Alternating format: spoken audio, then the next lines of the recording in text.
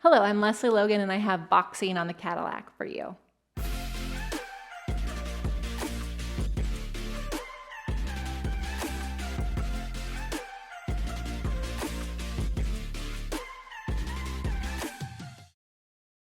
I actually really love boxing. It's so fun. It's a big challenge for me, and it's one of the first exercises that I realized that when I boxed, I actually am boxing like straight ahead. And if you're really boxing, you would box like one person try to hit them. You wouldn't hit their side shoulders, right?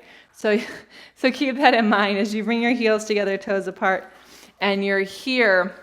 I kind of like to start with my arms straight, and I actually I have my arm straight out in front of me, and then I go, okay, where's center? Got it. And then I pull one arm back and one arm forward, and you just start boxing, but you have to reach across your midline because you would always punch someone like dead center. You wouldn't try to punch them on their side. And so you have to reach. And I like to think that I'm Rocky, and I'll even sing the song in my head as I'm imagining Rock running up those steps.